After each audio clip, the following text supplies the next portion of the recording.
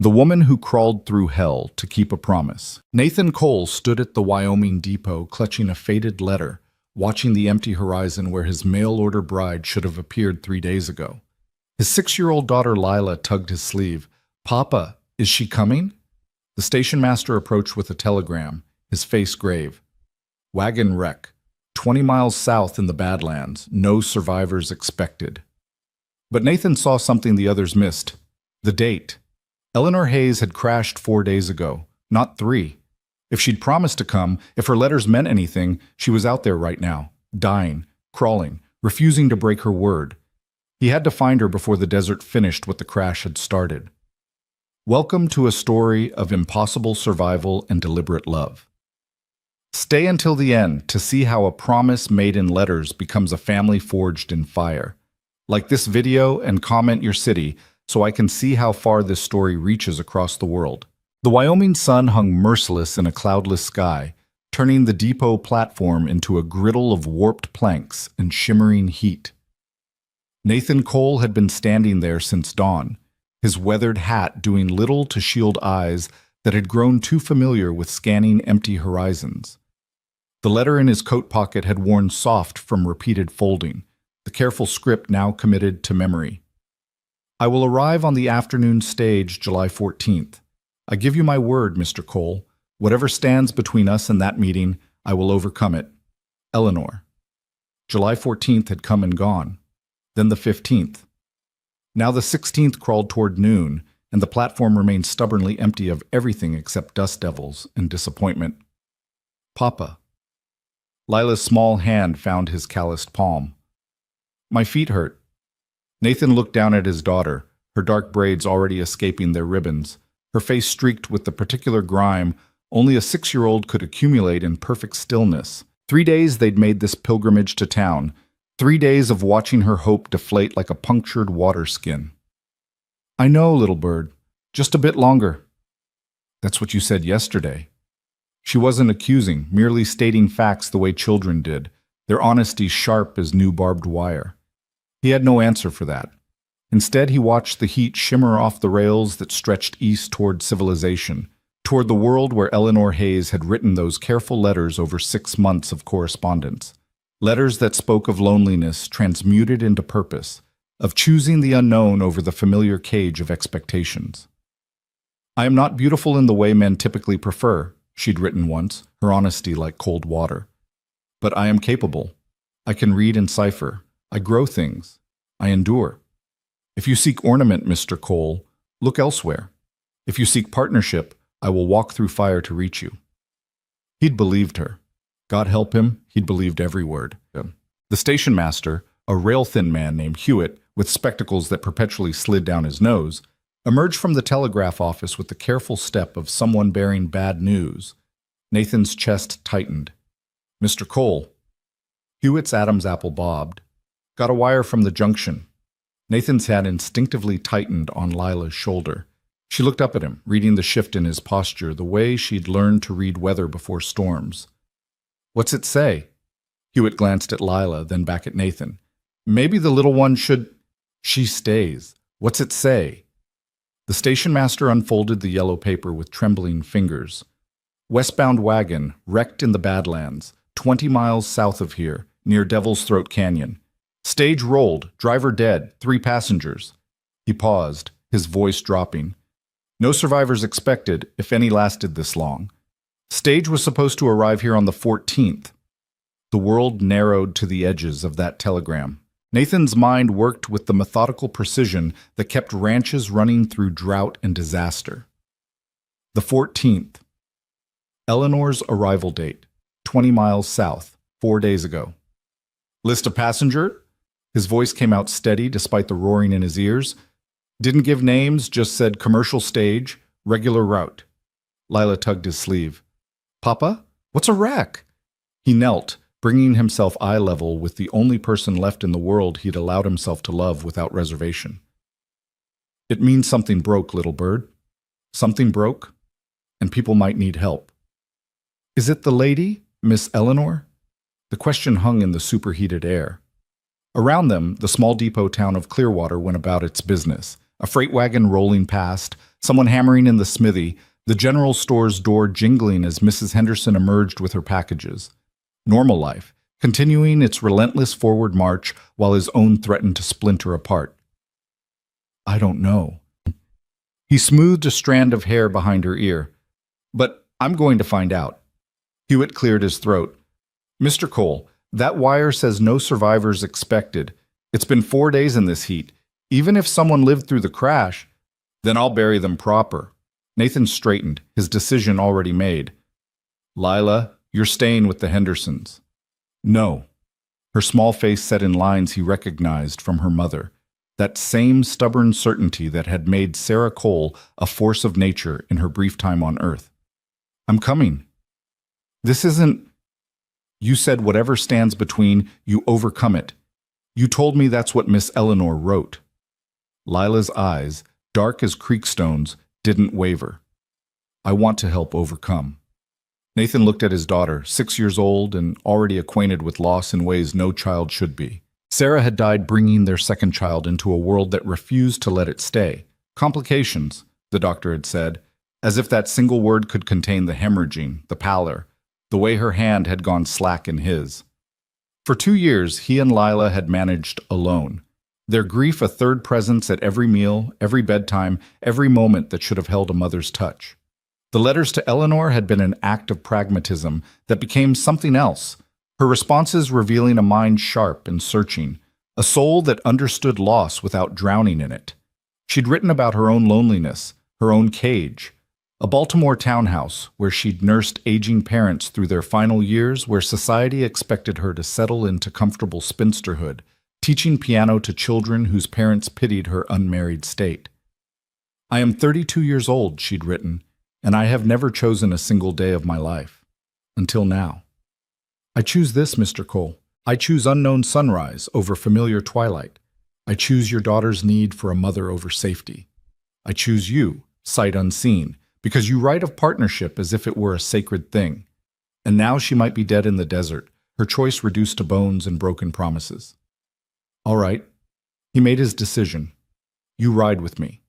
But you do exactly as I say, when I say it. Understood? Lila nodded, solemn as a judge. Hewitt shifted uncomfortably. You'll need supplies, water, medical kit, though it won't matter if they're dead. Nathan finished the thought. I know. Get them anyway. An hour later, they rode south with 2 horses, enough water for 3 days, bandages, laudanum, whiskey for cleaning wounds, and a shovel strapped to the pack saddle.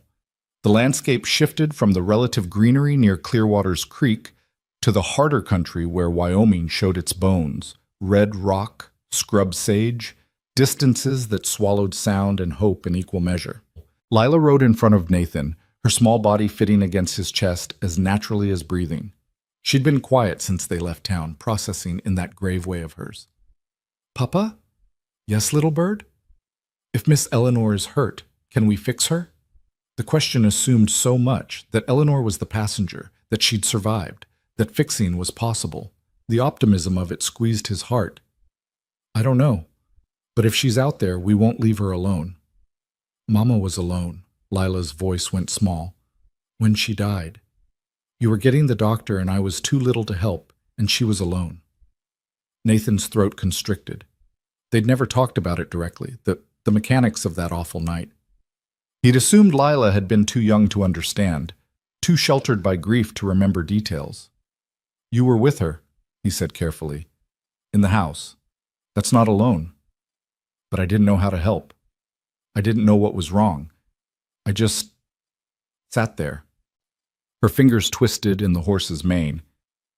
If Miss Eleanor is hurt, I want to know how to help this time. The sun beat down as they rode, the only sound the rhythmic creak of saddle leather and the horse's hooves on hardpan. Nathan tried to find words adequate to the moment and came up empty. Instead, he tightened his arm around his daughter and kept riding. They reached Devil's Throat Canyon as afternoon shadows began their eastward stretch. The canyon was a slash in the landscape where some ancient flood had carved through layered rock, leaving walls that glowed rust red in the slanting light. The stage road skirted its rim, a stupid route born of surveying offices 1,000 miles away, where men with rulers drew lines without considering what happened when drivers got tired, when wheels hit loose shale, when horses spooked. The wreckage announced itself first by smell, the sweet sick odor of death ripening in heat. Then by sight, the stage itself, a splintered ruin 50 feet down the canyon slope, canted at an angle that spoke of violent tumbling. Scattered around it like a child's abandoned toys lay trunks, parcels, broken wheels, things rendered unrecognizable by impact, and bodies. Nathan reined in, his hand automatically covering Lila's eyes. "Don't look, little bird." But she'd already seen. He felt her stiffen, heard her sharp intake of breath.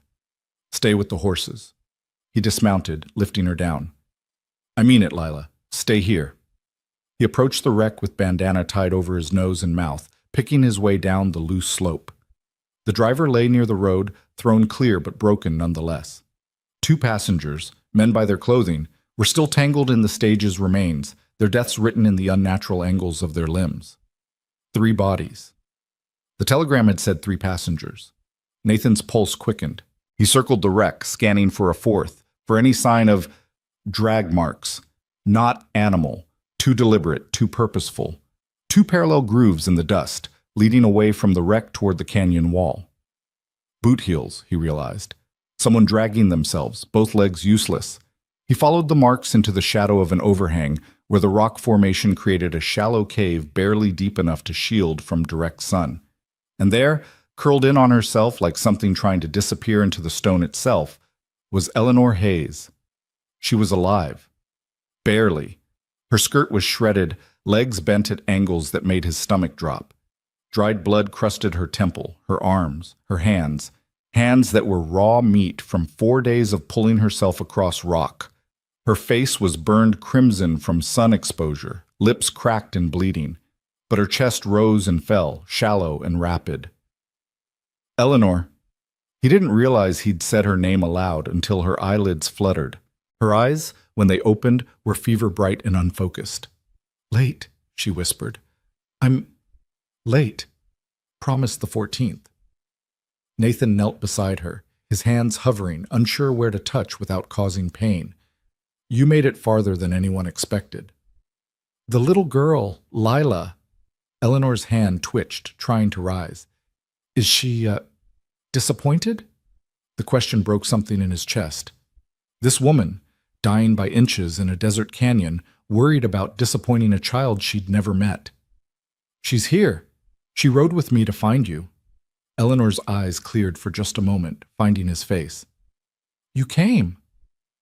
"You gave your word you'd arrive. Seemed only fair I give mine to meet you." A sound escaped her throat. Might have been a laugh if she'd had moisture left for it. Then her eyes rolled back, consciousness slipping away like water through fingers. Nathan shed his coat, laid it over her, and climbed back up the slope with speed born of desperation. Lila stood exactly where he'd left her, holding both horses' reins with white-knuckled determination. "Is she there?" "Yes." "Is she dead?" "Not yet."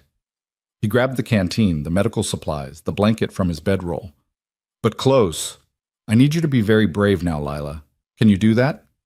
She nodded, her face pale but set. They worked as the sun sank toward the western rim of the world. Nathan cleaned Eleanor's wounds as best he could, poured water between her cracked lips, drop by precious drop, splinted her broken legs with branches from his emergency kindling.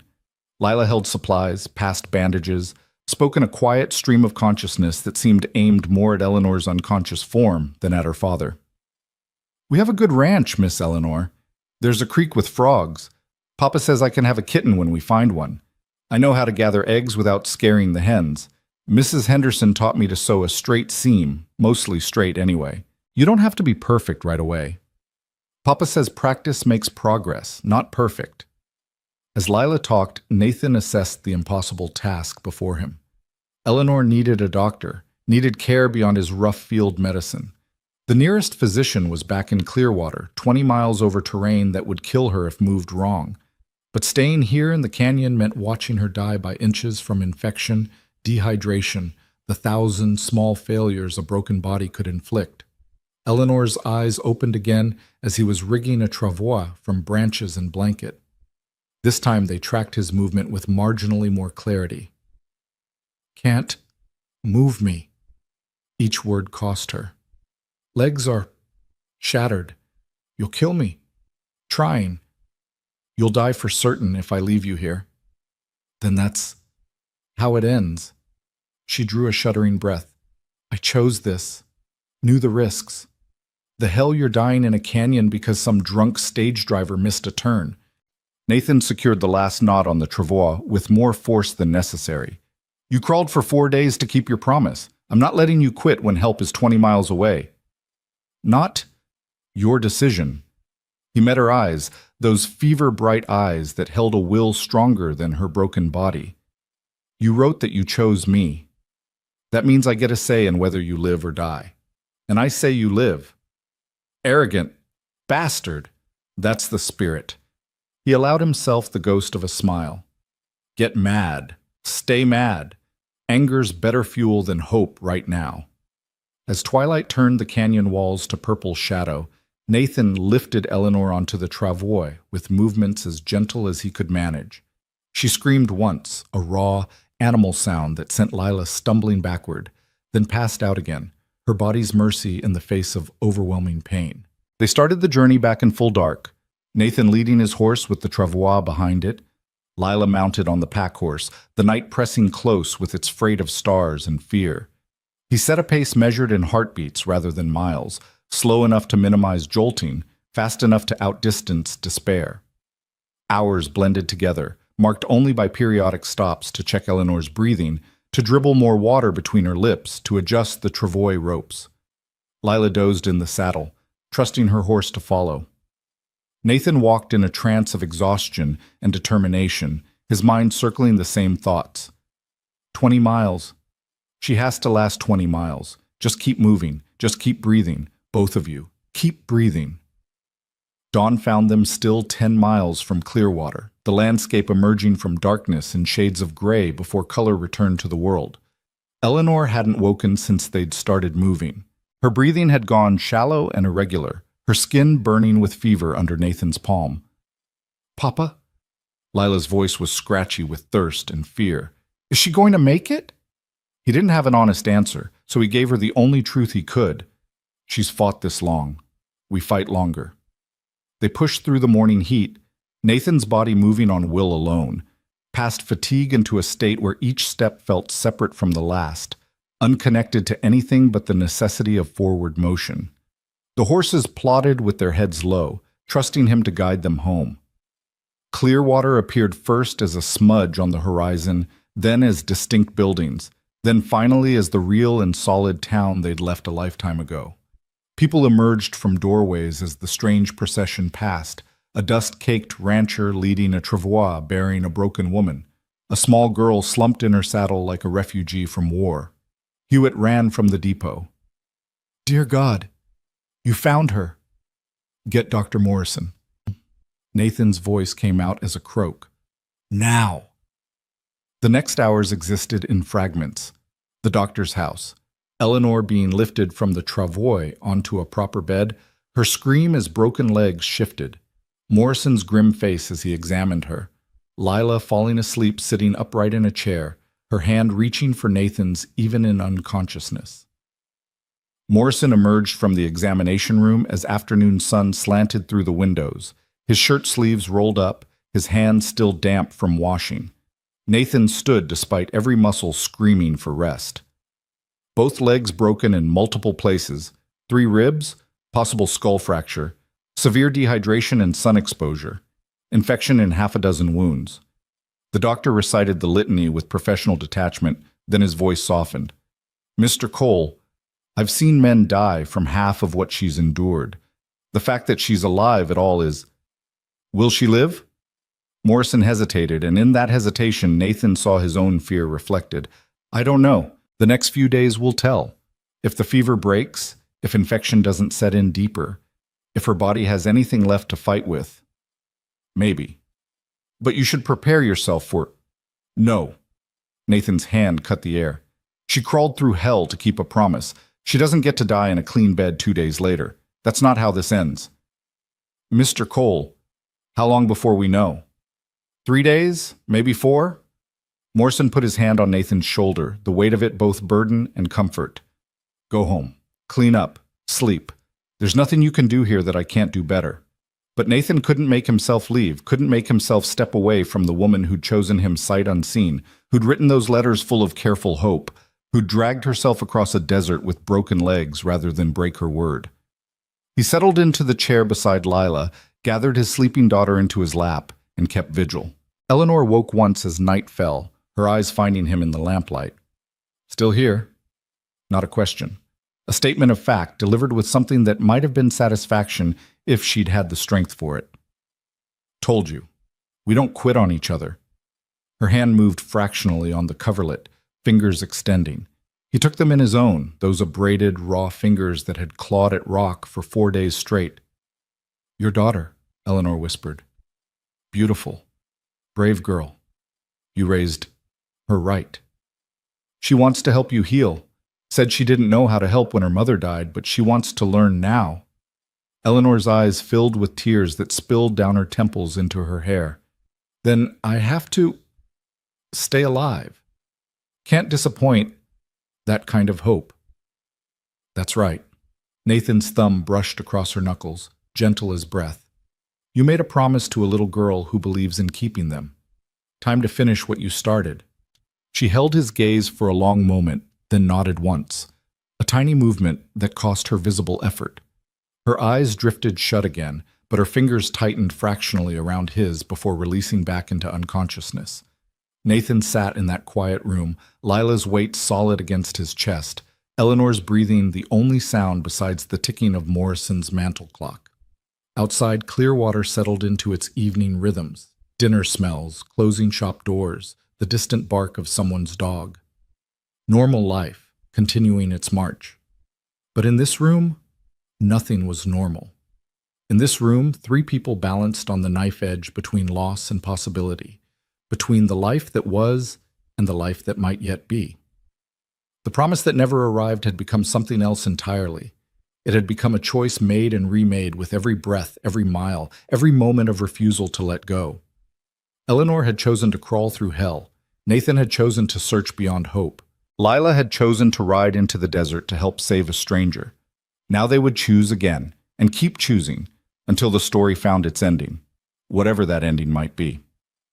Nathan looked at Eleanor's face in the lamplight, already less flushed than hours before, her breathing marginally easier. Not victory. Not yet. But a chance. A fragile, hard-won chance born of impossible endurance and stubborn hope. Stay, he whispered to her sleeping form. Please, stay. And in the morning light that would come, in the days of fever and healing ahead, in the moments where death seemed certain and survival impossible, they would all keep choosing, keep fighting, keep believing that promises made could still be promises kept, even when the path between was nothing but fire and dust and pain. That was what it meant to overcome whatever stood between. Not to avoid the crash, not to escape the desert, but to crawl through it anyway, inch by impossible inch, toward the life you'd chosen, toward home. The fever came in waves. For 3 days, Eleanor Hayes existed in a twilight world where consciousness was a shore she sometimes reached and sometimes missed entirely. Morrison changed her bandages twice daily, his face growing grimmer each time he unwrapped the wounds on her legs. Nathan watched from the doorway, forbidden to enter during treatments but unable to leave, reading disaster in every line of the doctor's posture. Infection's spreading, Morrison said on the second day, not bothering to soften the truth. The right leg especially. I've cleaned it best I can, but what? Nathan's hands gripped the door frame. But she was lying in that canyon for 4 days with open fractures. Desert dirt, her own blood, God knows what else got into those wounds. I can fight surface infection. I can't fight what's already in the bone. Lila stood beside her father, her small hand finding his. She'd barely left the doctor's house, sleeping in chairs, eating whatever Mrs. Henderson brought, keeping her vigil with a solemnity that aged her beyond 6 years. Now she looked up at Morrison with those dark, serious eyes. What happens if you can't fight it? The doctor crouched to her level, his voice gentle. Then Miss Eleanor gets very sick, little one. Sicker than she already is. And then, Morrison glanced at Nathan, who nodded fractionally. Tell her the truth. And then her body has to decide if it's strong enough to heal anyway. Lila absorbed this with a slow nod. She's strong. She crawled for 4 days. That's very strong. Yes, it is. Morrison's eyes were suspiciously bright. Very strong indeed. But strength, Nathan was learning, wasn't always enough. That night, Eleanor's fever spiked to terrifying heights. She thrashed in the bed, crying out in delirium, fragments of sentences that painted pictures of the life she'd left behind. A narrow house in Baltimore. Parents who'd needed her until the end. A man named Chester who'd courted her once, then abandoned her when a younger, prettier option appeared. Years of teaching piano to children who pitied her spinsterhood while their mothers whispered behind fans. Had to leave, she mumbled through cracked lips. Had to choose something. Anything. Couldn't be that person anymore. Nathan sat beside her bed with cool cloths, pressing them to her burning forehead, her wrists, her throat. Morrison had shown him the technique, explaining that fever this high could damage the brain if it didn't break soon. The doctor had gone home to sleep. Someone had to be fresh for the morning, leaving Nathan with instructions and dire warnings. Talk to her, Morrison had said. Sometimes they can hear us even when they can't respond. Give her something to fight for. So Nathan talked. He told her about the ranch, about the creek that ran year-round even in drought, about the cabin he'd built with his own hands after bringing Sarah West as a bride. He told her about Lila's first steps, her first words, the way she'd started reading at 4 years old with a hunger for stories that reminded him of Eleanor's letters. He told her about the garden plot that had sat untended since Sarah died, about the piano in the parlor that hadn't been played in 2 years, about the silence in the house that felt like a living thing. We need you, he said quietly, his hand covering hers on the coverlet. Not just because Lila needs a mother, though God knows she does, but because I need... He paused, searching for honesty. I need someone who chose this, who chose me, chose us, knowing full well what she was walking into. Sarah, she loved me, but she never quite forgave Wyoming for being hard, for being lonely, for taking her second child before it could draw breath. Eleanor's head turned slightly toward his voice, though her eyes remained closed. But you knew it would be hard, Nathan continued. Your letters said so. You wrote that you wanted challenge instead of comfort, purpose instead of safety. Well, here's your challenge, Eleanor Hayes. Here's where you prove those weren't just pretty words on paper. Her hand twitched under his. Once. Twice. That's right. You fight. You crawl if you have to, just like you did in that canyon. You crawl toward us and we'll meet you halfway. The night stretched endless. Lila had finally fallen asleep on the small sofa in Morrison's parlor, covered with a quilt Mrs. Henderson had brought. The town slept around them, oblivious to the battle being waged in a single sick room. Nathan kept his vigil, changing cloths, dribbling water between Eleanor's lips when she was conscious enough to swallow, talking to her when silence felt too much like giving up. Near dawn, her breathing changed. The rapid, shallow panting eased into something deeper, more regular. Nathan pressed his palm to her forehead and felt the difference immediately. Still warm, but no longer burning. The fever had broken. He sagged back in his chair, relief making his muscles liquid. She wasn't safe yet. Infection could still claim her. Complications could still arise. But she'd cleared the first terrible hurdle. Eleanor's eyes opened as the first gray light crept through the window. This time they focused on him immediately, clear despite exhaustion. You stayed. Her voice was barely a whisper, but it was hers, rational, present. Where else would I be? Sensible men don't sit vigil for mail-order brides they've never met. Sensible men don't agree to marry women based on letters either. Seems we're both past sensible. The corner of her mouth twitched. Might have been a smile if she'd had the strength for it. How long? 3 days since we brought you in. 7 since the crash. Lila? Asleep in the next room. She's been here the whole time. Drove Morrison half crazy with questions about infection and bone setting and fever management. I think she's planning to become a doctor. This time Eleanor definitely smiled, though it faded quickly as pain reasserted itself. My legs? Nathan hesitated. Truth or comfort? Eleanor's eyes told him she wanted the former. Both broken. Multiple fractures. Morrison says the left might heal clean if you're lucky. The right couldn't quite finish the sentence. Might not. Eleanor completed it for him, her voice steady despite the devastation of the words. Might never walk right again. Might lose it entirely if infection sets in. Yes. She was quiet for a long moment, her gaze drifting to the window where dawn was painting the sky in shades of rose and gold. I crawled 20 feet in 4 days. Thought I was moving fast. Thought I was conquering distance. A harsh sound that might have been laughter. Turns out I barely moved at all. You moved enough. You survived. To what end? A crippled wife is a poor bargain, Mr. Cole. The formality of his name stung more than it should have. Nathan, if you're going to insult yourself, at least do me the courtesy of using my given name. Her eyes cut back to him, sharp despite exhaustion. Nathan, then. You contracted for a helpmate, not an invalid. I release you from any obligation my letters implied. The hell you do? He leaned forward, keeping his voice low so as not to wake Lila. You don't get to crawl through the desert to keep a promise, then quit the moment it gets inconvenient. That's not how this works. This isn't inconvenient. This is impossible. I can't run a household. Can't help with ranch work. Can't what? Can't survive 4 days with broken legs in a canyon? Can't drag yourself across rock when any sensible person would have died where they fell? You've already done impossible, Eleanor. Don't tell me you can't do hard. She stared at him, something fierce flickering behind the pain in her eyes. You don't know what you're asking for. I know exactly what I'm asking for. I'm asking for what you promised in your letters, partnership.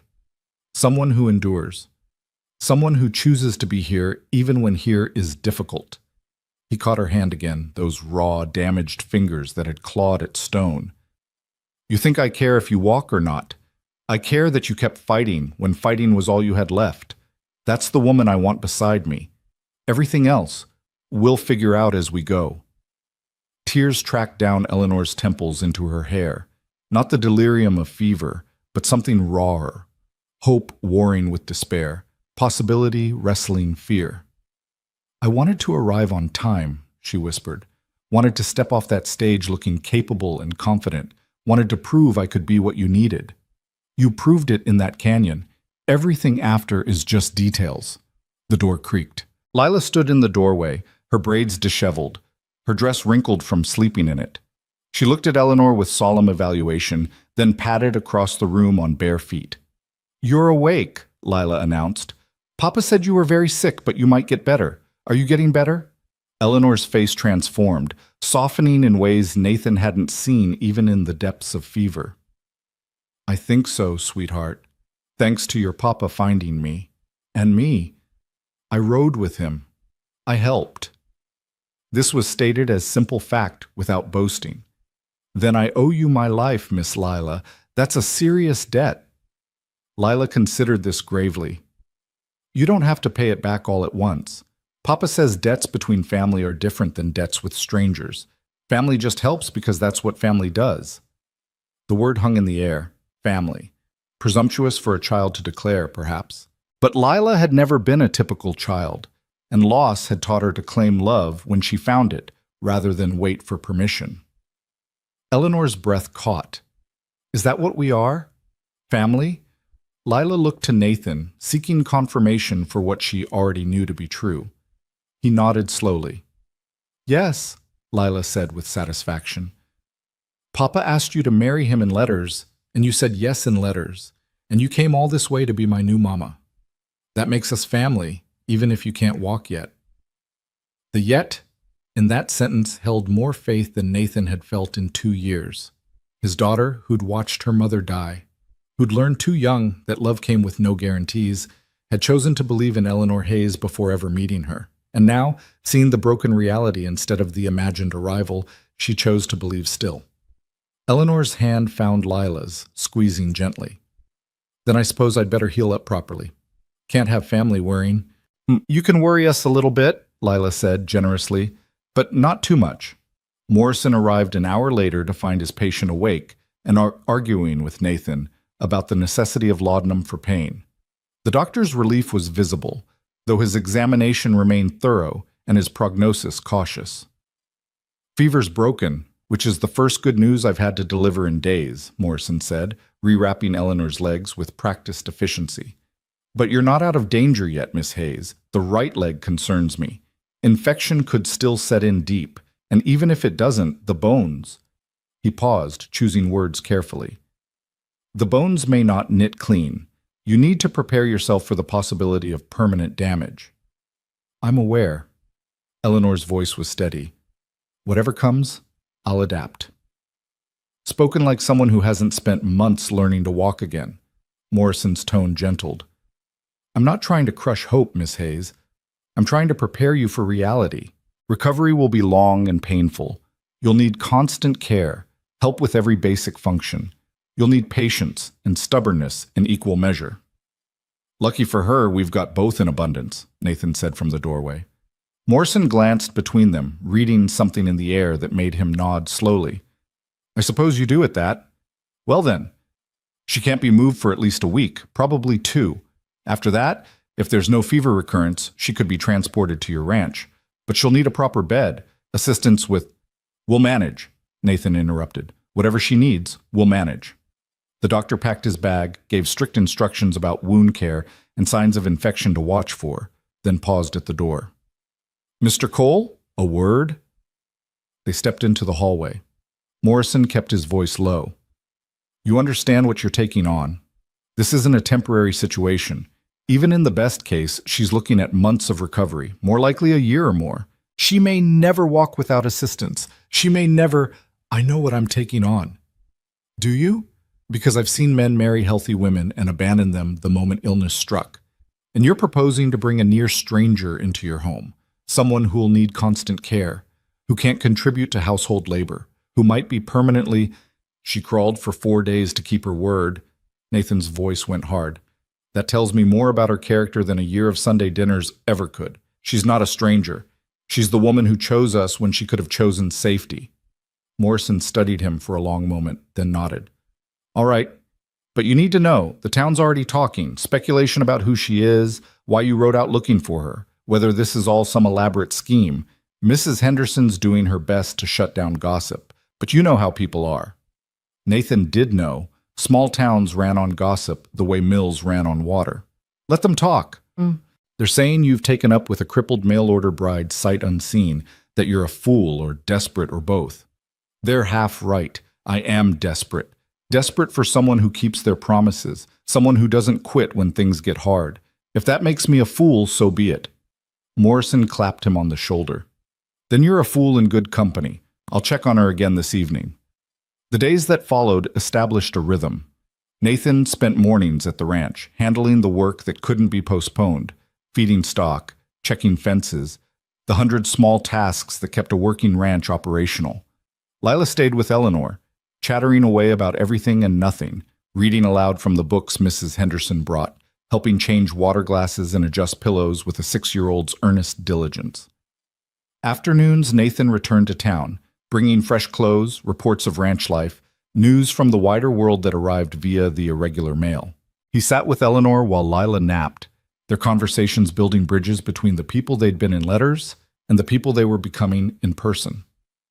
"You wrote that you played piano," Nathan said one afternoon, watching her fingers tap restlessly on the coverlet. "Taught it for 15 years. Every proper young lady in Baltimore learned scales in my front parlor." Eleanor's mouth twisted. "I was good enough to teach, not good enough to perform. The story of my life, really. Always sufficient, never exceptional." "You don't think crawling 20 feet with broken legs is exceptional?" "That wasn't exceptional. That was stubborn refusal to die in a ditch. There's a difference." "Is there?" Nathan leaned back in his chair, genuinely curious. "Seems to me stubborn refusal to quit is about the most exceptional quality a person can have. Talent is cheap. Persistence is rare." Eleanor turned her head to look at him fully, and he saw her reevaluating, adjusting her understanding of who he was beyond the careful prose of letters. "You really believe that?" "I do. Sarah was talented at damn near everything, sewing, cooking, keeping house. But when things got hard, when the winter was brutal or the summer dry, when loneliness ate at her, she didn't have stubbornness to fall back on. She had talent and gentleness and love, but not the particular kind of meanness it takes to look Wyoming in the face and refuse to blink first. It was the most he'd said about his first wife since her death. Eleanor absorbed it in silence, understanding what he wasn't saying, that love hadn't been enough, that capability mattered as much as affection, that partnership required certain hardnesses as well as softnesses. "The piano at the ranch," she said finally. "Does it work?" "Haven't touched it in 2 years. Might need tuning." "When I can sit upright for more than 10 minutes without passing out, I'd like to try it." "When you can sit upright, you'll try whatever you damn well please." Eleanor laughed, an actual laugh, startled out of her by his vehemence. "You're not what I expected, Nathan Cole. Neither are you, Eleanor Hayes, but I'm thinking that's working in our favor." By the end of the second week, Eleanor could sit propped up without dizziness, could eat solid food without nausea, could stay awake for hours at a stretch. Morrison declared the infection beaten back, for now, and agreed she was stable enough to be moved. "But carefully," he warned. "Any jostling could re-break those bones before they've had a chance to set properly. You'll need a wagon, not a horse, padding, slow pace." Nathan borrowed the Hendersons' freight wagon, lined it with every blanket and quilt the town's women could spare, and drove it to Morrison's house on a cool morning when the road would be at its smoothest. Lila rode beside him, bouncing with an excitement she tried unsuccessfully to contain. "Miss Eleanor is coming home," she announced to everyone they passed. Really home this time. Moving Eleanor from bed to wagon required 4 people: Nathan, Morrison, Henderson, and the Smithy's wife who had experience as a midwife. Eleanor bore it with gritted teeth and blanched face, but she didn't cry out, didn't beg them to stop. When she was finally settled in the wagon bed, surrounded by pillows and secured with ropes to prevent rolling, she looked exhausted but grimly satisfied. "One more impossible thing accomplished," she said. "Getting good at those," Nathan replied. The journey to the ranch took 3 hours for a distance he normally covered in 1. Every rut in the road required navigation, every slope demanded caution. Lila sat in the wagon bed beside Eleanor, holding her hand through the worst jolts, keeping up a steady stream of description. "That's where the Hendersons live. That's where the creek crosses under the road. That's where Papa says coyotes sing at night, but I'm not allowed to go listen because they're wild. That's the turnoff to our ranch. See? Just another mile." The cabin came into view as afternoon sun slanted across the valley, a solid log structure with a wide porch, weathered but well-maintained, smoke curling from the chimney where Nathan had left a fire banked that morning. Beyond it stretched corrals, a barn, outbuildings that spoke of a working ranch rather than a showplace. The creek Lila had mentioned ran silver through the eastern pasture, lined with cottonwoods just beginning to turn yellow with early autumn. Eleanor took it all in with eyes that saw past the humble presentation to the potential beneath. "It's beautiful." "It's remote," Nathan corrected. "Nearest neighbor is 5 miles. Town is 12. Winter will lock us in for weeks at a time." "Good." Eleanor's voice held fierce satisfaction. "I spent 32 years living in other people's pockets. I'm ready for space." Getting her into the house and settled in the bedroom required another careful transfer. Nathan had prepared as best he could: clean sheets, water pitcher, bedside table arranged with necessities. But seeing Eleanor in Sarah's former space, in the bed where his first wife had died, created a strange doubling of time. Past and future occupying the same space, grief and hope tangled together like creek water over stones. Eleanor saw it in his face. This was her room. Our room, yes. "Does it bother you, me being here?" Nathan set the last pillow in place, taking his time to answer honestly. "I thought it would. I thought I'd see her ghost in every corner, but I don't. I just see you, here and alive, which seems like enough miracle for one season." Eleanor's hand found his. "Tell me about her sometime. Not now, but eventually. I want to know the woman who made Lila, who chose this place first. She'd have liked you, I think. You're braver than she was, stubborn where she was gentle, but she valued truth the way you do. That matters more than similarity. Lila appeared in the doorway with an armful of wildflowers, already willing in her grip. "I picked these for your room, Miss Eleanor, to make it pretty." Eleanor accepted them with appropriate solemnity, and Nathan found a jar to serve as vase, and together they arranged the flowers on the bedside table. It was such a small thing, such an ordinary domestic moment. But after 2 weeks of hospital rooms and fear, ordinary felt like grace. That night, after Lila had fallen asleep and the house had settled into its familiar creaks and sighs, Nathan sat in the chair beside Eleanor's bed. She was awake, staring at the ceiling with the particular stillness of someone thinking too hard. "Regretting your choice yet?" he asked. "Every hour." But her tone held no regret, only rueful acknowledgement. "Every hour I think about how much easier it would have been to stay in Baltimore, to accept spinsterhood, to live a small, safe life.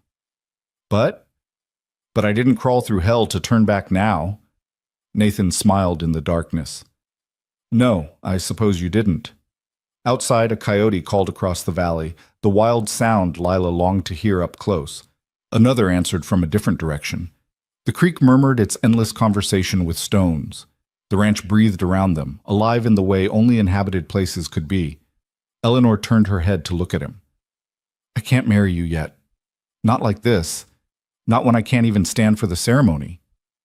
I wasn't aware I'd proposed." "Your letters proposed. Mine accepted. We're technically engaged, though under rather unusual circumstances." "Then we stay engaged until you're ready. No rush. The important part, you being here, us figuring out how this works, that's already happening." "What if I'm never ready? What if these legs never heal right?" "Then we figure it out anyway. Marriage is a piece of paper, Eleanor. What matters is the choosing, and you already chose." She was quiet for so long he thought she'd fallen asleep. Then, "Nathan?" "Yes?" "Thank you for searching, for not leaving me in that canyon. Thank you for giving me something worth searching for."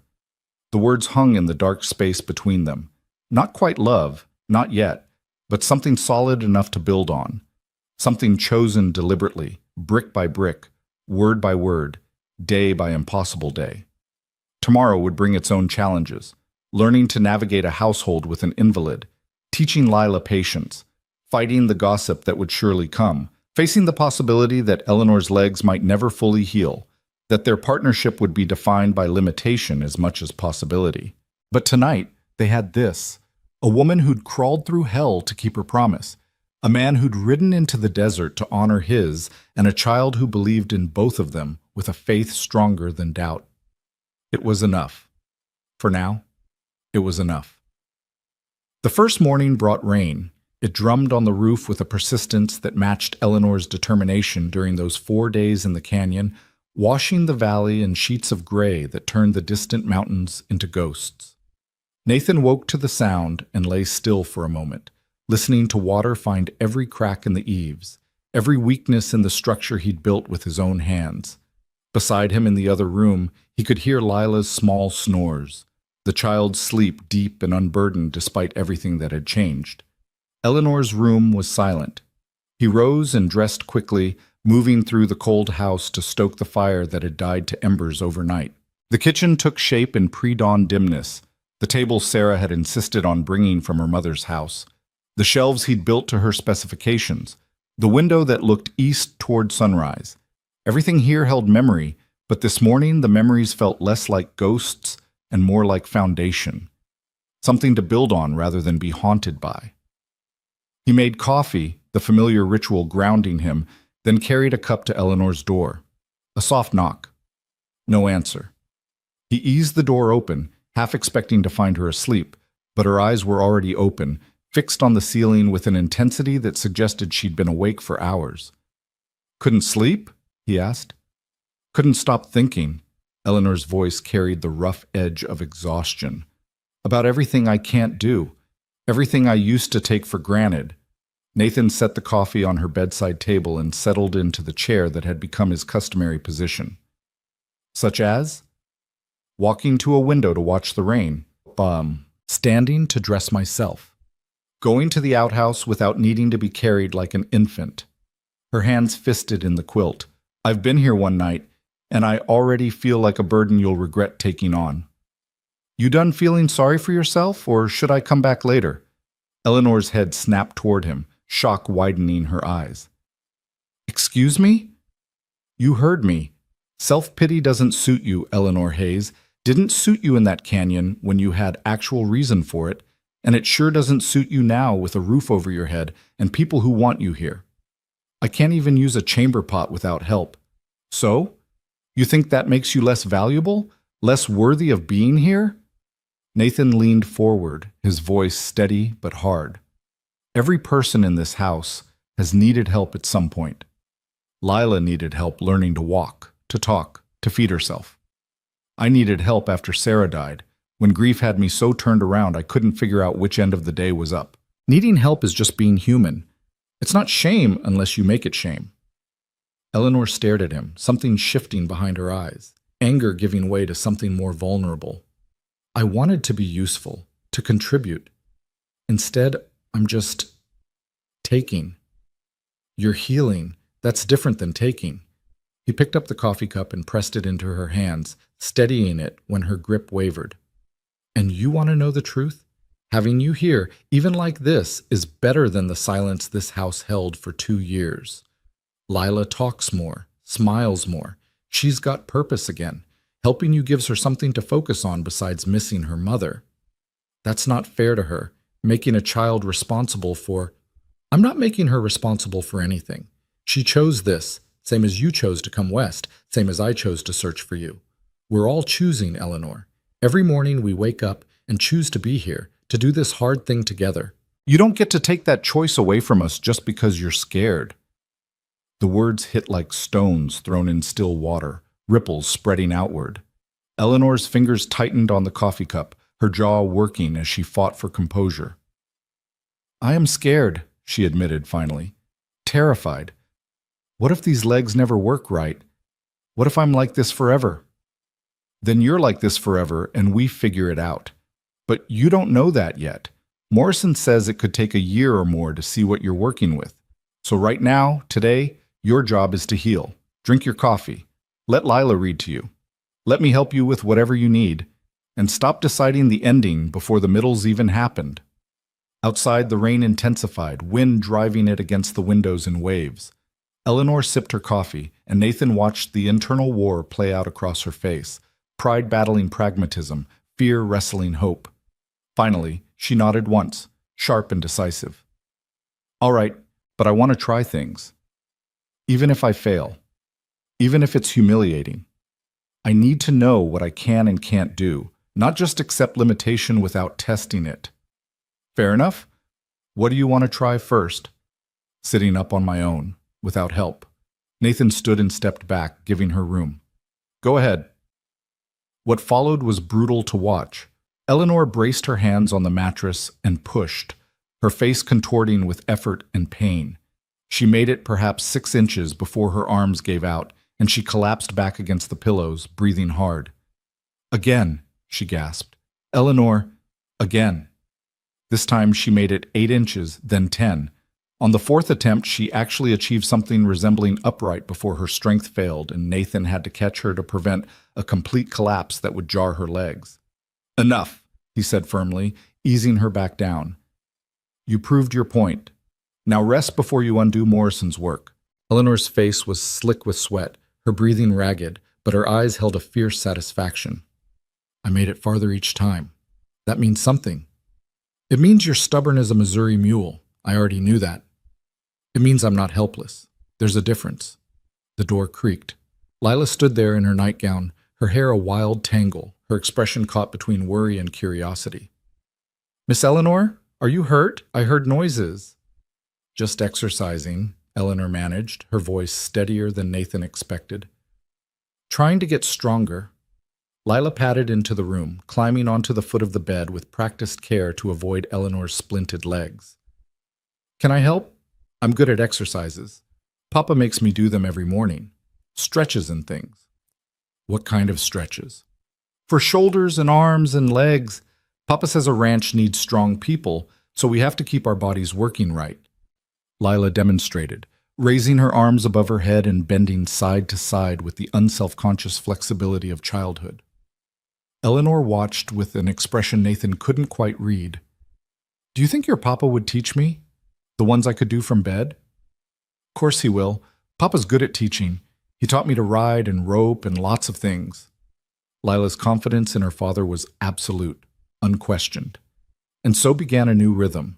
Each morning before breakfast, Nathan led Eleanor through gentle movements, ankle rotations, arm raises, core exercises that wouldn't stress her broken legs. Lila joined in, turning it into a game, counting repetitions with earnest solemnity. It hurt Eleanor. That much was obvious, but she never complained, never asked to stop before the count was complete. The days settled into patterns. Nathan worked the ranch in morning and evening, the hours when stock needed tending and chores couldn't wait.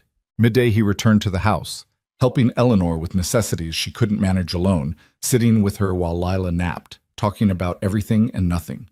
Eleanor proved to have strong opinions about horse breeding, crop rotation, and the proper way to organize a root cellar. Nathan found himself arguing with her about fence placement and water rights, the debates sharp but never cruel, both of them enjoying the clash of minds.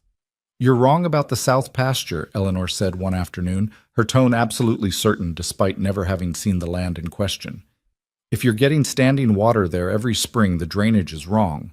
You need to dig a channel to redirect flow before it turns the whole section into bog. And you know this because of your extensive ranching experience in Baltimore?" Nathan's tone was dry, but not dismissive. "I know this because I read agricultural journals, land management treatises, anything I could get my hands on while I was preparing to come west. Did you think I'd arrive completely ignorant? I think most people don't read engineering manuals for fun. Most people are boring." Nathan laughed, surprised by the quick warmth that spread through his chest. "Can't argue with that." Lila absorbed everything, her 6-year-old mind cataloging this new normal with remarkable adaptability. She helped Eleanor with tasks that small hands could manage, fetching water, arranging flowers, reading aloud from the books that Mrs. Henderson sent out from town.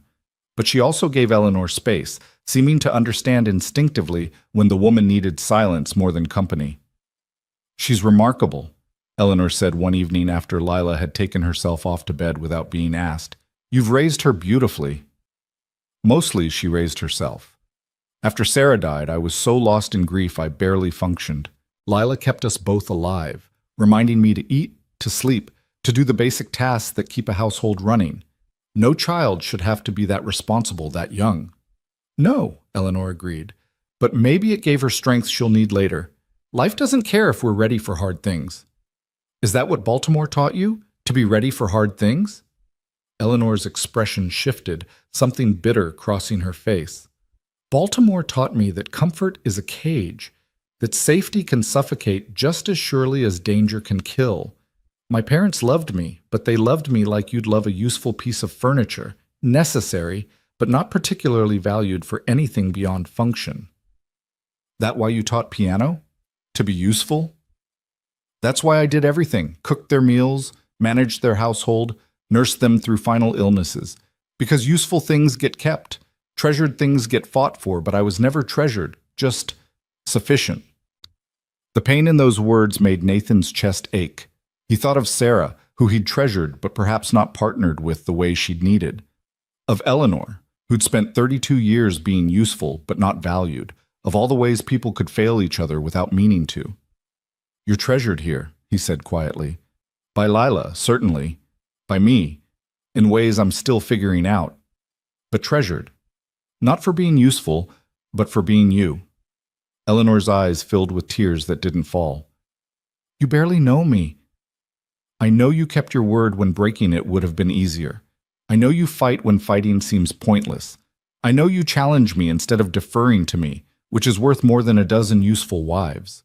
He reached across the space between them, his hand finding hers. "I know enough, Eleanor. The rest we'll learn as we go." The weeks blurred together, marked by small victories and stubborn setbacks. Eleanor learned to sit upright for an hour without dizziness, then 2 hours, then half a day. Morrison visited weekly, his examinations growing less grim as infection stayed at bay, and bones began the slow work of knitting themselves whole. "The left leg is healing clean," he announced in late September. "Another month and I'd say you could start putting minimal weight on it with crutches. The right—" He paused, and Eleanor's face went carefully blank. "The right is more complicated. The breaks weren't clean, and there's damage to the knee joint that concerns me. Even after it heals, you may have limited mobility, permanent limp at minimum. But I'll walk. Eventually, with assistance. But Eleanor, you need to understand I understand perfectly." Her voice cut across his caution like a blade. "I'll walk. Maybe not easily, maybe not gracefully, but I'll walk. That's enough." After Morrison left, Nathan found Eleanor staring out the bedroom window at the valley turning gold with autumn. She didn't turn when he entered, but her spine was rigid with tension. "Say it," she said. "Say what?" "Whatever you're thinking. That you signed up for a wife who could help run a ranch, not a cripple who'll need a cane for the rest of her life." "I'm thinking Morrison's seen worse injuries heal better than expected. I'm thinking you've got more fight in you than 10 normal people. And I'm thinking that woman who crawled through the desert isn't going to let a bad knee stop her from doing whatever she decides needs doing." Eleanor's shoulders loosened fractionally. "You're infuriatingly optimistic. Someone has to be. You're taking up all the space for stubborn determination." She did turn then, and her face held a complexity of emotions he was learning to read: gratitude and frustration, hope and fear, all tangled together like barbed wire. "I want to marry you." The statement landed between them like a stone thrown in still water. "That's so?" Nathan kept his voice even, though his pulse kicked up. "Not because I owe you, not out of obligation or gratitude, but because in 3 weeks of living here, I've felt more valued, more seen, more myself than in 32 years in Baltimore. Because Lila deserves a mother who chooses to be here, not one who's trapped by circumstance. Because you—" She paused, searching for words.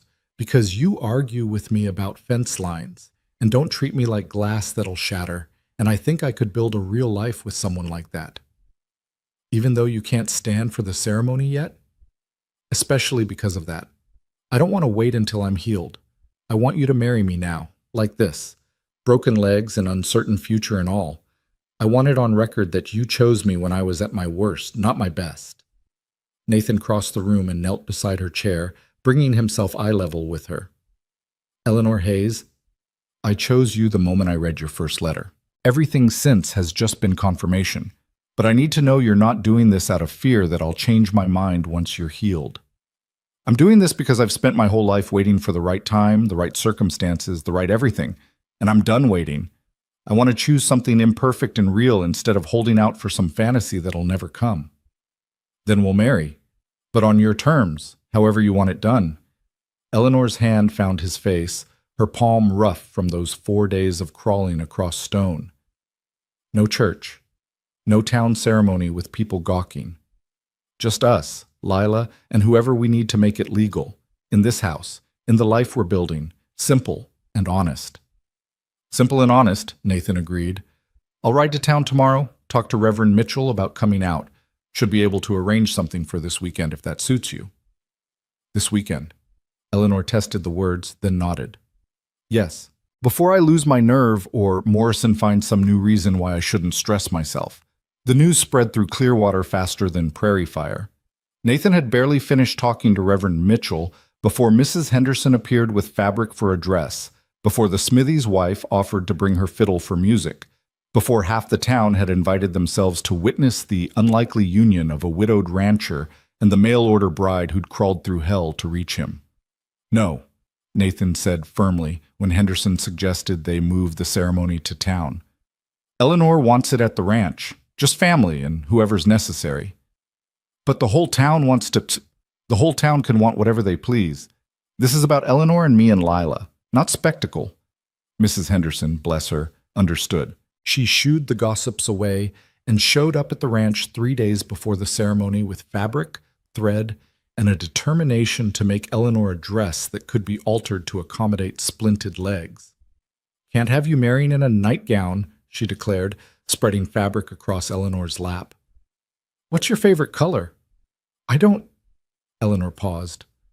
"No one's ever asked me that before." Well, I'm asking now. Blue, deep blue, like twilight. Mrs. Henderson smiled. Then twilight blue it is. The dress took shape over 2 days of careful sewing, Eleanor directing alterations from her bed, Lila threading needles and fetching scissors with solemn importance. It wouldn't be traditional, the skirt designed to drape over splints, the bodice fitted to accommodate a woman who couldn't stand for long, but it was beautiful in its practicality, in the way it honored Eleanor exactly as she was. The morning of the ceremony dawned clear and cold, autumn asserting itself with frost that turned the grass silver. Nathan rose before dawn and set about transforming the small parlor into something worthy of the occasion. He moved furniture, laid down the good rug Sarah's mother had sent, arranged wildflowers Lila had gathered the day before into jars that caught the light. Simple preparations, but they turned the room from everyday to sacred. Reverend Mitchell arrived at noon, a thin man with kind eyes who'd buried Sarah and baptized Lila and never once suggested Nathan was making a mistake. He greeted Eleanor with the same courtesy he'd show any bride, asking about her comfort, whether she needed anything before they began. "Just to get on with it before I lose my nerve," Eleanor said. Morrison came as witness, along with Mrs. Henderson and her husband. Lila wore her Sunday best, her braids tied with ribbon, her face grave with the importance of the moment. They gathered in the parlor with its makeshift decorations, the fire crackling in the hearth, afternoon light slanting through windows to paint everything gold. Eleanor sat in the chair Nathan had positioned for her, her blue dress arranged carefully, her hair swept up in a style Mrs. Henderson had managed despite working around injuries. She looked nothing like the conventional bride, no veil, no train, no ability to stand beside her groom, but her eyes held a certainty that transcended tradition. Nathan stood beside her chair, his hand finding hers as Reverend Mitchell opened his Bible. "We gather today in witness to a covenant between Nathan Cole and Eleanor Hayes," the Reverend began, his voice filling the small room. "A covenant not born of convenience, but of choice. Not guaranteed ease, but promising partnership. Not waiting for perfect circumstances, but embracing imperfect reality." The familiar words of the ceremony flowed around them, but Nathan barely heard them. He was too focused on Eleanor's face, on the way her fingers gripped his with surprising strength, on the realization that this woman who'd been a stranger 6 weeks ago was about to become his wife. "Nathan, do you take Eleanor to be your lawfully wedded wife? To have and to hold from this day forward, for better or worse, for richer or poorer, in sickness and in health, to love and to cherish till death do you part?" "I do." The words came easy, certain. "Eleanor, do you take Nathan to be your lawfully wedded husband, to have and to hold from this day forward, for better or worse, for richer or poorer, in sickness and in health, to love and to cherish till death do you part?" Eleanor's voice rang clear despite the emotion roughening its edges. "I do." "The rings?" Lila stepped forward with the small box Nathan had entrusted to her, her movements careful as carrying eggs. Inside lay 2 simple gold bands, Sarah's original ring that Nathan had kept in a drawer for 2 years, and a new one he'd commissioned from the smithy for Eleanor. Different designs, different stories, but both representing the same promise. He slid the ring onto Eleanor's finger, and she did the same for him, their hands steady despite the magnitude of what they were doing. "Then by the power vested in me, I pronounce you husband and wife. Nathan, you may kiss your bride." Nathan knelt again, bringing himself to Eleanor's level, and kissed her gently. Her lips were soft, warm, trembling slightly against his. Not passion, not yet, but promise. The beginning of something being built brick by deliberate brick. When they pulled apart, Eleanor's eyes were bright with tears that didn't fall. "We did it." "We did." Nathan rested his forehead against hers. "No taking it back now." "Wouldn't dream of it." Lila launched herself at both of them, her small arms wrapping around whatever she could reach, her voice muffled against Eleanor's dress. "You're my mama now, really truly my mama." Eleanor's hand found the child's hair, stroking gently. "Really truly, if that's what you want." "It's what I want. I've been wanting it since Papa first told me you were coming." The witnesses offered congratulations. Mrs. Henderson producing a cake she'd somehow smuggled in, Henderson breaking out the whiskey for a toast. But the celebration stayed small and genuine, exactly as Eleanor had wanted. No spectacle, no performance, just a handful of people bearing witness to choice and commitment. As evening settled over the valley and their guests departed, Nathan helped Eleanor to bed, the blue dress carefully removed and hung for safekeeping. She looked exhausted but content, her body pushed past comfortable limits by the day's events. "Thank you," she said as he adjusted the quilts around her. "For what?" "For marrying me like this. For not waiting until I was healed. For choosing imperfect reality instead of holding out for some imaginary perfect version." Nathan settled into the chair that had become his customary position. "Eleanor Cole, there's nothing imperfect about today. It was exactly what it needed to be." Her eyes widened slightly. "Eleanor Cole, I hadn't thought. I'll have to get used to that name." "Take your time. You've got the rest of your life to practice." She smiled, and in that smile, Nathan saw the future they were building together. Not easy, not simple, but real. Built on choice and stubbornness and the particular strength it took to keep promises even when the cost was high. Outside, the first stars emerged in a darkening sky. Somewhere in the distance, a coyote called. The ranch settled into its evening rhythms, and in the small bedroom at the heart of it all, two people who'd chosen each other against probability and logic simply sat together in comfortable silence. The woman who'd crawled through hell had made it home. The man who'd searched beyond hope had found what he was looking for. And the child who'd lost one mother had gained another through deliberate choice rather than biological accident. It was enough. More than enough. It was everything that mattered. And tomorrow they would wake up married and begin the next impossible thing, learning to build a life together, one stubborn day at a time. Winter came early that year, arriving in November with snow that buried the valley under 2 feet of white silence. Nathan woke to it on a Tuesday morning, the peculiar muffled quality of snowfall telling him what had happened before he even looked out the window. The ranch was cut off now, would be for weeks, maybe months depending on how hard the season hit. No trips to town, no visitors, just the three of them and whatever resources they'd managed to stockpile. Eleanor was already awake when he checked on her, propped against pillows with a book in her lap. 2 months married, and he still wasn't used to the sight of her in his house, in his life, real and solid and stubbornly present. "It snowed," she said without looking up from her reading. "About 2 feet worth. We're locked in until it melts or I can dig us a path to the main road." "Good." She turned a page. "I was getting tired of Mrs. Henderson's weekly visits and her thinly veiled inspections to see if you're regretting your choice yet." Nathan crossed to the window, looking out at the transformed landscape. "Are you? Regretting it? Being snowed in with you and Lila for months on end with no escape? Ask me again in February." But her tone held warmth. The particular dryness he'd learned meant she was content despite the words. The truth was, they'd settled into married life with surprising ease, finding rhythms that worked around Eleanor's limitations. She managed the household from her chair and increasingly from the crutches Morrison had provided, planning meals, directing Lila's education, keeping the accounts that Nathan had let slide into chaos after Sarah's death. He handled the physical labor of the ranch and the tasks Eleanor couldn't manage alone. Lila bridged the gaps, helping both, belonging to both, thriving in ways that made Nathan's chest ache with gratitude. But winter would test them. Close quarters, short days, the particular strain of isolation that made small irritations into major conflicts. Nathan had seen it break marriages stronger than theirs. "We'll need a system," Eleanor said, apparently following the same train of thought. "For privacy, for space. Just because we're trapped together doesn't mean we have to be in each other's pockets every moment." "What did you have in mind?"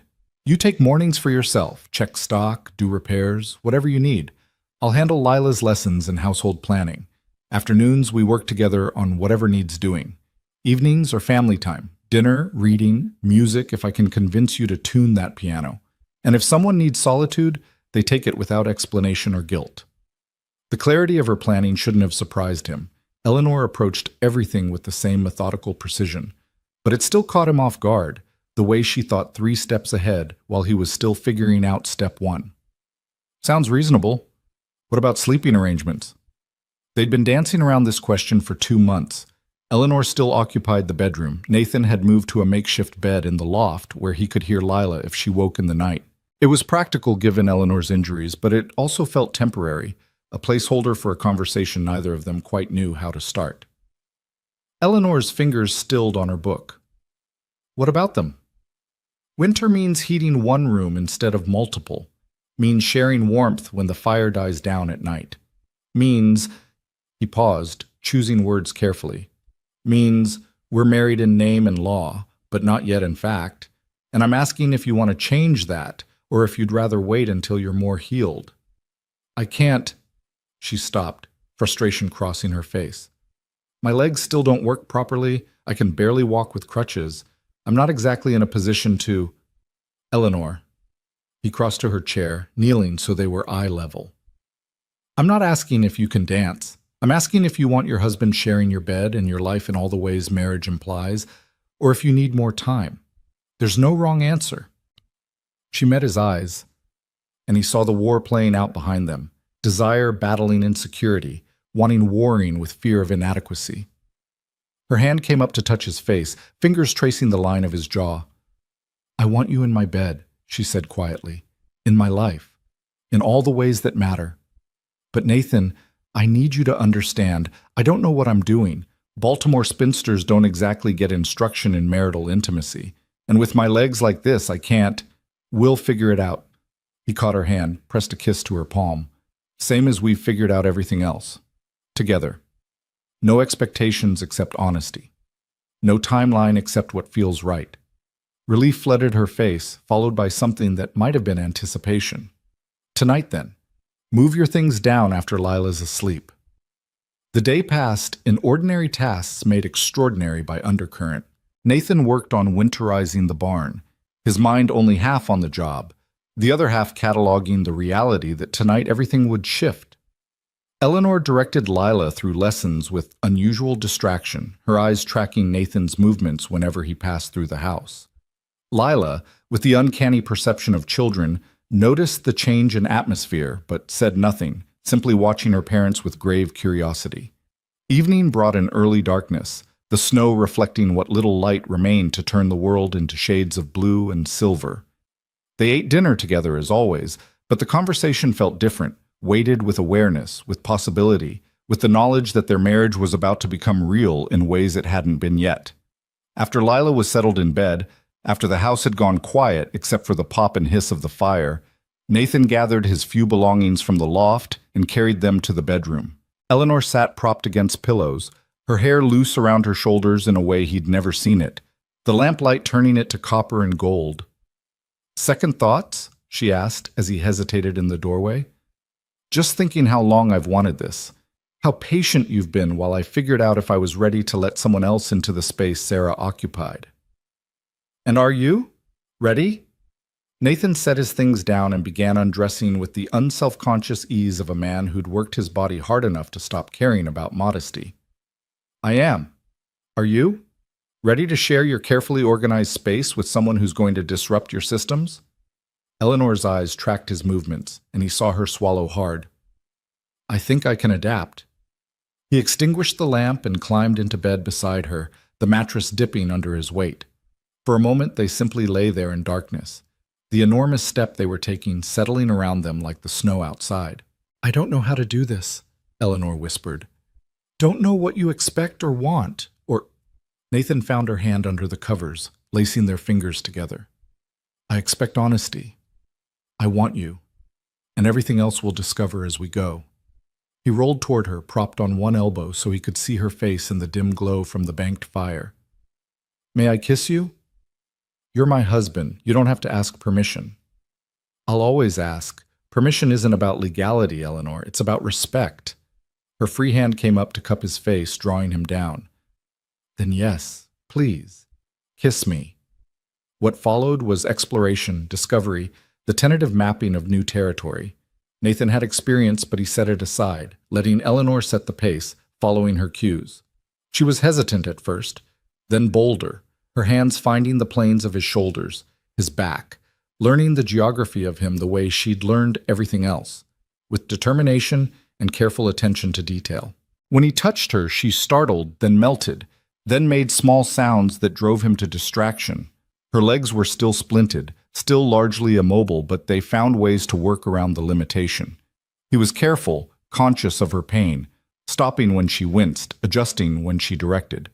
It wasn't graceful, it wasn't the passionate union of dime novels. But it was real and honest and theirs. Afterward, they lay tangled together, Eleanor's head on his chest, his hand stroking idle patterns on her shoulder. The fire had died to embers, the room gone cold except where their bodies generated heat. "Well," Eleanor said finally, "that was awkward, imperfect, nothing like you imagined?" "Better than I imagined, because it was real, because you didn't treat me like glass or an obligation, because you—" She paused, searching for words. "Because you made me feel desired, chosen, not just tolerated." Nathan pressed a kiss to the top of her head. "You are desired. You are chosen. Every day I wake up and choose you again, Eleanor Cole." She was quiet for so long he thought she'd fallen asleep. Then, "I think I'm falling in love with you." The words hung in the darkness, fragile and brave. Nathan tightened his arm around her. "Good, because I'm already there. Have been since you told Morrison you'd walk again or die trying. Stubbornness does it for me, apparently." Eleanor laughed, the sound muffled against his chest. "Lucky for me, I have that in abundance." They drifted toward sleep together, warm despite the cold, content despite the isolation, building something solid in the quiet space between words. The weeks that followed established new patterns. Mornings, Nathan rose early to tend stock, breaking ice on water troughs, ensuring the animals survived the brutal cold. Eleanor managed the household from the kitchen table, her crutches leaning against the chair, Lila beside her working through arithmetic and reading. Afternoons, they tackled projects together, Nathan repairing tack while Eleanor mended clothing, both of them talking through ranch decisions, neither one deferring to the other, but rather hammering out compromises through debate. Eleanor's strength grew incrementally. By December, she could stand for 10 minutes without crutches, though her right leg still couldn't bear full weight. By January, she was walking short distances with a pronounced limp, her face set with determination every time she pushed herself a little farther. Nathan watched her fight for every inch of independence with the same fierce respect he'd felt when he found her in that canyon. "Stop staring," Eleanor said one afternoon, catching him watching as she made her slow, limping way across the kitchen. "Can't help it. You're impressive." "I'm barely mobile, but that's not impressive. It's pathetic." "You're walking." 3 months ago, Morrison said you might never manage it. I'd call that impressive." She paused at the counter, gripping it for support, and turned to face him. "Do you know what the worst part is? Not the pain, not the limitation, but the constant awareness that I'm not who you thought you were getting, that the woman in those letters could do things this version of me never will." Nathan set down the bridle he was oiling and crossed to her. "The woman in those letters was hiding, performing competence to make herself appealing. The woman standing in front of me is real, flawed and fighting and genuine. I'll take real over performance every single time. Even when real means I can't help with half the ranch work, when I can't ride out to check fence lines or help with calving or do any of the things a ranch wife should—" "What's a ranch wife should do?" Nathan interrupted. "Because near as I can tell, you're managing accounts I'd let turn into chaos, teaching Lila better than the town school ever did, planning meals and managing supplies. So we actually have enough to last the winter, arguing with me about breeding stock and water rights until I actually think through my decisions instead of just doing what I've always done. That sounds like exactly what a ranch wife should do." Eleanor's eyes filled, but she blinked the tears back with visible effort. "You're infuriatingly good at this." "At what?" "At making me believe I'm enough, even when I'm very sure I'm not." He kissed her then, gentle and thorough, tasting salt from the tears she wouldn't let fall. "You're more than enough. You're everything I didn't know I needed." Lila's voice piped up from the table, breaking the moment. "Are you two going to kiss all day, or can we finish lessons? I want to get to the part about Lewis and Clark." They broke apart, Eleanor laughing despite herself. "Impatient child." "Patient child," Lila corrected. "I've been waiting 10 whole minutes while you talked about boring ranch stuff." Nathan returned to his chair and his tack, Eleanor limped back to the table, and they continued their day. But something had shifted, some final wall crumbling between them. They were building something real now, something that could weather isolation and hardship and the thousand small stresses that broke lesser partnerships. February arrived with a thaw that made Nathan think spring might come early, then a blizzard that buried that hope under 3 feet of new snow. They were trapped again, the cabin shrinking around them as the walls pressed closer. Lila grew restless, Eleanor snappish, Nathan irritable. The harmony they'd found began to fray at the edges. "I'm going out to check the stock," Nathan announced one gray afternoon when the silence in the house had grown oppressive. "It's not time yet," Eleanor said without looking up from her mending. "I don't care. I need air." "What you need is to stop stomping around like a caged bear. You're making Lila nervous." Nathan bit back the sharp response that rose to his lips. She was right, damn her, but that didn't make it easier to hear. "Fine. I'll take Lila with me. Fresh air will do us both good." Eleanor's hand stilled on the fabric. She needs to finish her lessons. She needs to move. We all do. An hour out in the snow won't kill her education. But it might kill her if the weather turns, or if she falls through ice on the creek, or if— "Eleanor," Nathan's voice came out sharper than he intended. "She's a ranch child, not a China doll. She knows how to handle weather and ice and every other danger Wyoming throws at us. Stop trying to protect her from the world she lives in." Silence fell like a stone, Eleanor's face going pale and then flushed. Lila looked between them with wide eyes, her book forgotten. "I'll just—" the child started. "Stay," Eleanor said, her voice tight. "Your father's right. I'm being overprotective. Go bundle up and help him with the stock. Just be careful." Nathan felt the argument hovering unspoken between them. All the things Eleanor wasn't saying about Sarah's death, about losing people you loved, about how fear could make you grip too tight. But this wasn't the time or place, not with Lila watching. "An hour," he said. "We'll be back before dark." Outside, the cold hit like a fist, clean and sharp after the stale warmth of the cabin. Lila trudged beside him through drifts that came up to her waist, her breath puffing white, her face already brighter for the exercise. "Is Mama mad at you?" she asked as they reached the barn. Mama. When had that started?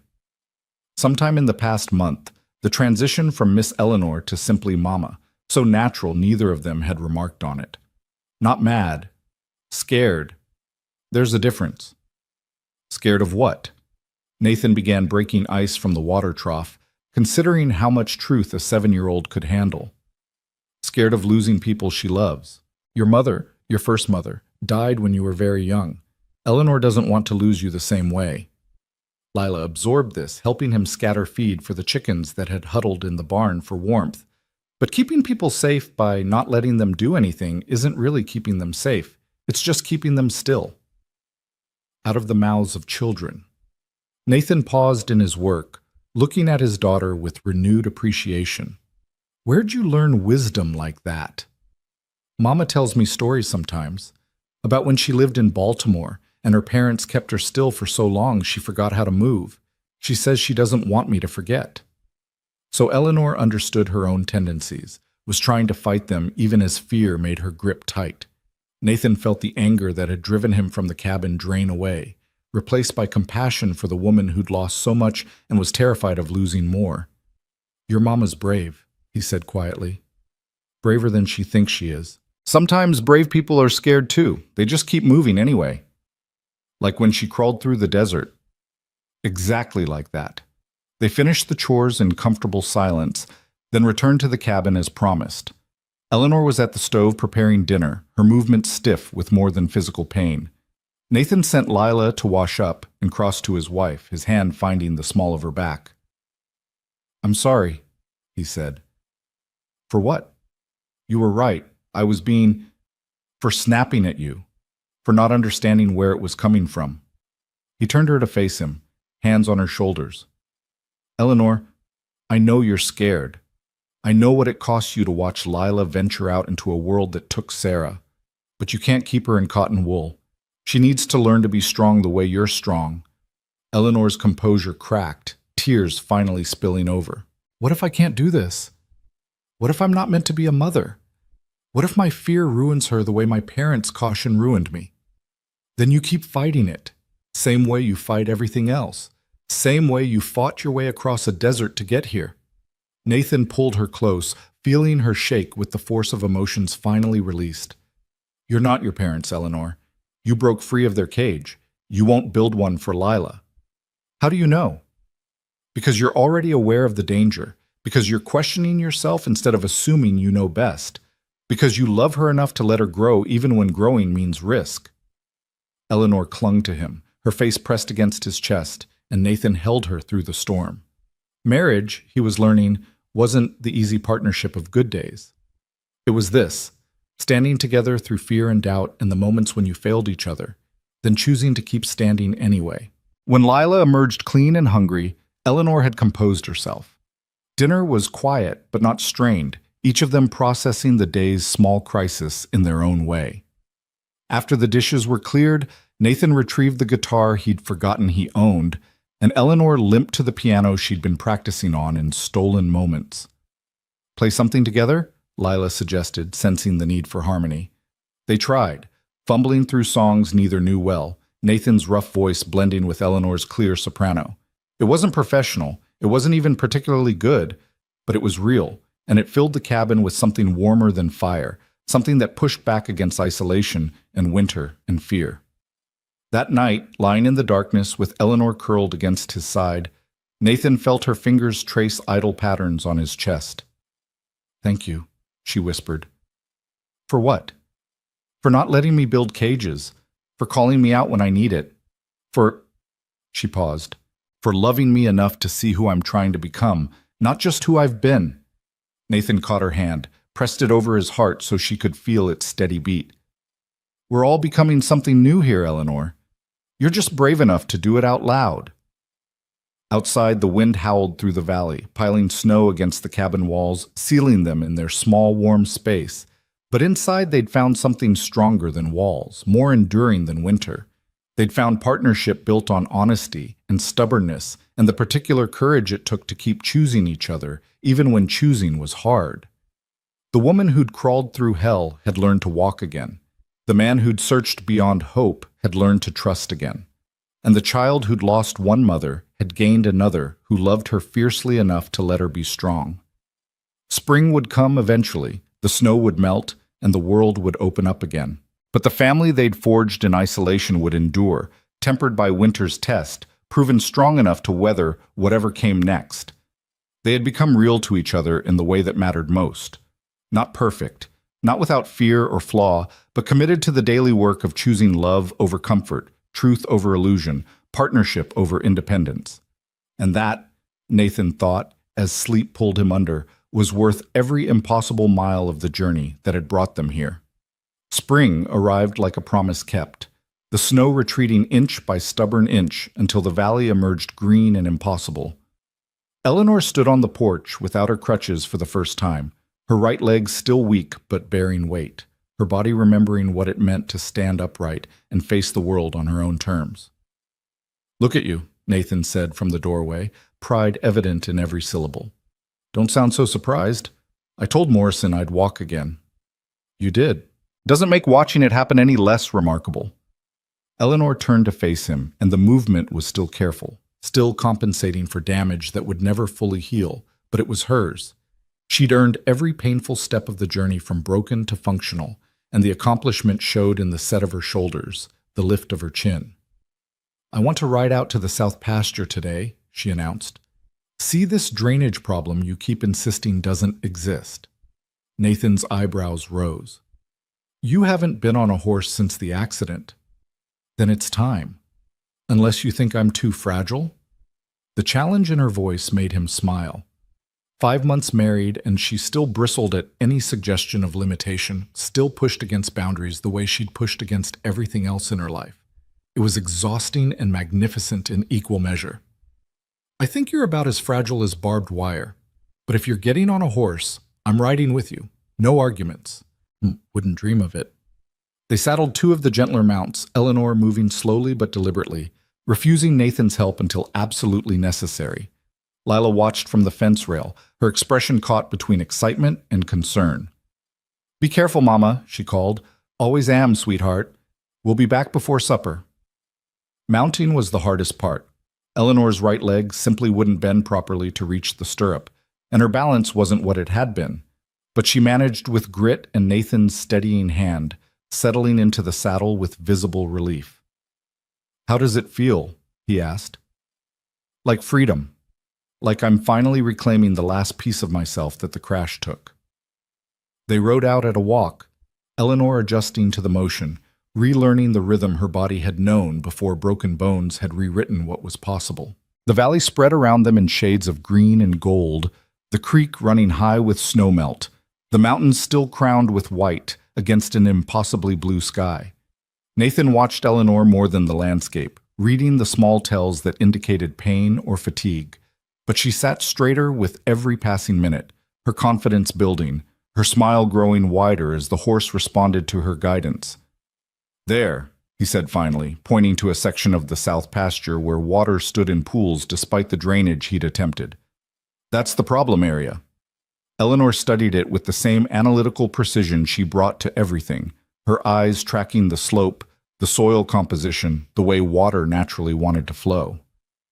"You need a deeper channel, and you're fighting the natural grade instead of working with it. Dig there," she pointed, following the contour line, and run it to connect with that existing wash. The water will do the rest. That's going to take a week of hard digging. Then it's a good thing we have all summer. Unless you enjoy having a bog in your best pasture?" Nathan laughed, the sound carrying across the empty land. "Our best pasture. You're a Cole now, Eleanor. That means half this mess is yours to claim." Something shifted in her expression, a softening that transformed her face from merely pretty to genuinely beautiful. "Our pasture, our ranch, our life. I like the sound of that." They sat their horses side by side, surveying the land they would work together, the future they were building acre by acre.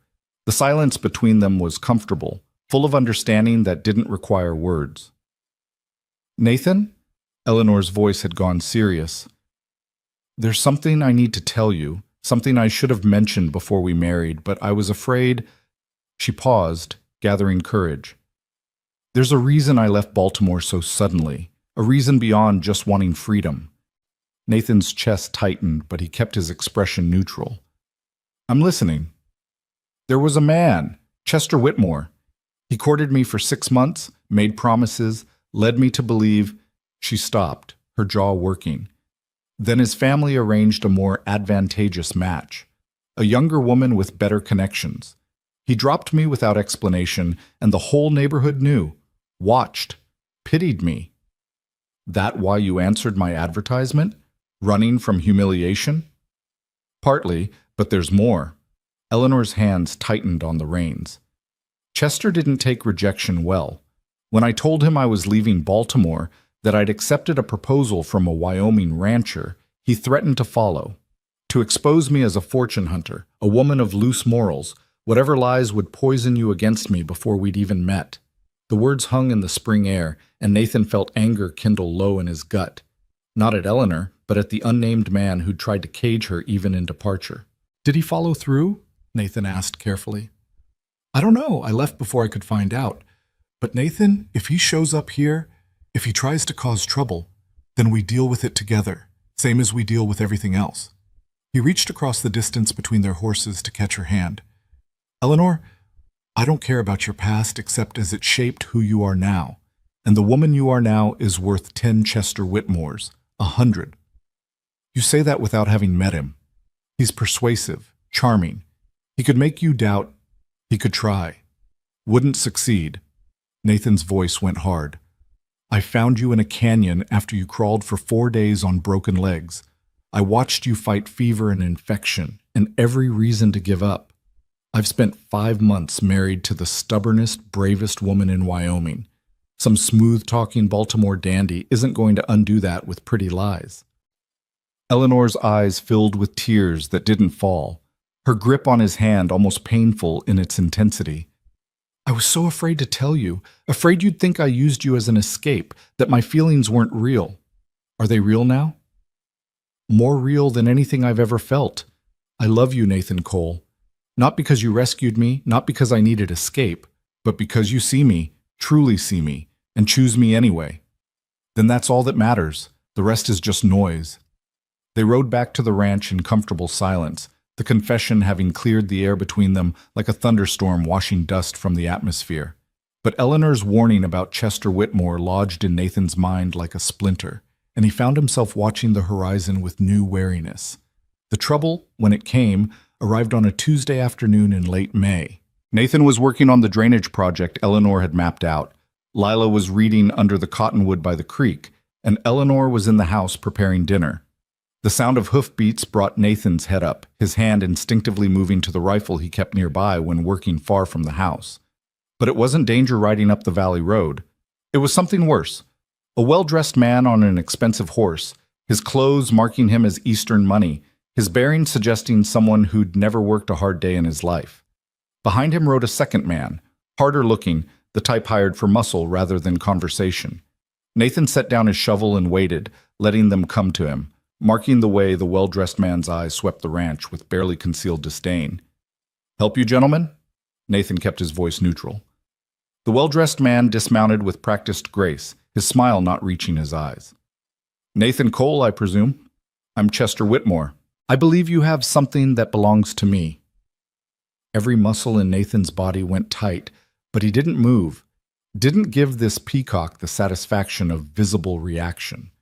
"Don't believe I do. This is my land, my stock, my equipment. Nothing here belongs to a stranger from Baltimore." "Not something, someone." Chester's smile turned predatory. "Eleanor Hayes, though I understand she's calling herself Eleanor Cole these days, in a mockery of legitimate marriage. My wife's name is Eleanor Cole, legal and binding, witnessed and recorded, nothing mock about it." "Your wife." Chester's laugh was ugly. "Did she tell you about us? About the promises she made, the understanding we had? Or did she conveniently forget to mention that she fled Baltimore to escape breach of promise charges?" Nathan had dealt with enough liars to recognize the particular blend of truth and fabrication in Chester's words. Eleanor had mentioned courtship, rejection, threats, but not promises made on her part. He trusted the woman who'd crawled through hell over the dandy who'd ridden up looking for trouble. "She told me plenty. About a man who courted her, then abandoned her for a better prospect. About threats made when she chose to move on with her life. Funny how your version differs from hers." Chester's expression hardened. "My version is the truth. Eleanor Hayes promised to marry me, accepted gifts, compromised her reputation in my company, then ran west the moment my family arranged a more suitable match. That's theft and breach of promise, Mr. Cole. Actionable offenses." "That's so. Then where's your sheriff? Your warrant? Your legal authority?" Nathan's voice stayed level despite the anger building in his chest. "Because near as I can tell, you're just a jilted man chasing a woman who had the good sense to see through your bullshit." The hired muscle shifted, his hand moving toward his gun, but Chester waved him back. "I don't need legal authority to reclaim what's mine. Eleanor will come with me willingly once she understands the alternative." "And what alternative would that be?" "Scandal, ruin. I can destroy your reputation in this territory, Mr. Cole. Spread stories about your desperate marriage to a woman of loose morals, about how she tricked you into taking damaged goods. By the time I'm done, no one will do business with you. You'll be a laughingstock." Nathan smiled, and it wasn't a friendly expression. "See, that's where you've miscalculated. You think I care what strangers think of me? You think reputation matters more than the woman in that house who fought harder to get here than you fought for anything in your entitled life. Everyone cares about reputation. It's the only currency that matters. Then you really don't understand Wyoming, or Eleanor, or what matters to people who've learned to value substance over surface." Nathan picked up his rifle, not aiming it, just holding it with comfortable familiarity. "Now here's what's going to happen. You're going to mount your expensive horse, take your hired gun, and ride back to whatever hotel you're staying at in Clearwater. Tomorrow morning, you're going to catch the eastbound stage, and you're never going to contact Eleanor again." Chester's face flushed with anger. "You can't!" "I can. This is my land. I'm within my rights to remove trespassers by whatever means necessary. And Chester? Nathan's voice dropped to something cold and hard. I found my wife half dead in a canyon and brought her back through sheer stubborn will. You think I won't protect her from a coward who threatens scandal instead of facing honest rejection? I could have you arrested for threatening me. You could try, but Sheriff Morrison knows me, knows Eleanor, knows the whole story of how she arrived and what she survived. Who do you think he'll believe? Established ranchers who've earned respect through hardship, or some eastern dandy throwing around wild accusations? The hired muscle spoke for the first time, his voice gravelly. Mr. Whitmore, maybe we should— Shut up. Chester's composure had cracked, revealing the petty cruelty beneath. Eleanor, I know you're in there. Come out and face what you've done. The house door opened. Eleanor stood framed in the doorway. No crutches, no visible weakness, her bearing straight and proud despite the limp that marked her steps as she crossed the yard. She moved like a woman walking toward a firing squad, afraid but refusing to show it, determined to face her past on her own terms. Chester, her voice was steady. You shouldn't have come. Shouldn't have, he sputtered, genuine shock crossing his features. Eleanor, look at you, crippled, living in squalor, married to a dirt farmer who can barely provide basic comfort. Is this really preferable to the life I offered you? Eleanor stopped beside Nathan, and he felt her hand find his, their fingers lacing together with practiced ease. The life you offered was a cage. Beautiful, comfortable, suffocating. This— she gestured at the ranch around them, at the simple house and the hard land and the future they were building. This is freedom. This is choice. This is a partner who values my mind as much as my capability, who doesn't flinch when I'm difficult or difficult because I'm damaged. You're delusional. You've convinced yourself this poverty is preferable to being your ornament, your acceptable wife after the better prospect fell through? Yes, Chester. I prefer this. I prefer a man who searched for me when I was dying over one who threatened me when I was leaving. I prefer partnership over ownership. I prefer Wyoming's honesty over Baltimore's polite cruelty. Chester's expression twisted with rage, and something that might have been genuine pain if he'd been capable of feeling anything beyond wounded pride. You'll regret this. When winter comes and you're freezing in that hovel, when your crippled legs fail completely, when he realizes what a burden you are, you'll regret choosing this over me. I already lived through winter, Eleanor said quietly, already faced my legs failing, already discovered what it means to be chosen when you're at your worst instead of your best. And Chester, I've never regretted it once. Not when I was fevered and dying, not when I couldn't walk, not when isolation and hardship tested everything I thought I knew about myself. Because this life, hard as it is mine, really mine, not performed for someone else's approval. Nathan felt pride surge through him at the strength in Eleanor's voice, the absolute certainty with which she claimed her choice. This wasn't the desperate woman who'd written those first careful letters. This was someone who'd been broken and rebuilt herself into something stronger than she'd been before. Chester seemed to shrink before their combined certainty, his power revealed as the illusion it had always been. You're making a mistake. No, Eleanor said. I made a mistake when I let you court me, when I believed your pretty promises, when I thought love meant reshaping myself into whatever you wanted. Coming here, choosing Nathan, building this life, that's the first real decision I ever made. And I'd make it again. The hired muscle cleared his throat. Mr. Whitmore, we should go. These folks have made their position clear.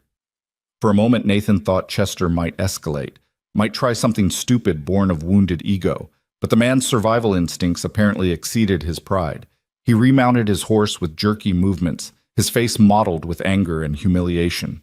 This isn't over, he said, but the words rang hollow. Yes, Eleanor replied. It is. Goodbye, Chester. I hope you find someone who actually wants the life you're offering, but that person was never me. They watched Chester and his hired gun ride back down the valley road until they disappeared around the bend. Only then did Eleanor's composure crack. her body sagging against Nathan's as the adrenaline drained away. "I was so afraid," she whispered. "Afraid he'd convince you. Afraid he'd destroy what we'd built. Afraid—" "Shh." Nathan turned her to face him, his hands on her shoulders. "Eleanor, look at me. Did you honestly think I'd choose his version of you over the reality I've lived with for 6 months? Did you think pretty words from a stranger would outweigh everything we've survived together? I didn't know what to think. He's so persuasive, so certain of his own narrative.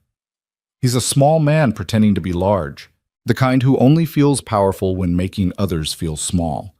You outgrew him, Eleanor. Probably outgrew him long before you ever left Baltimore. Coming here just made it obvious."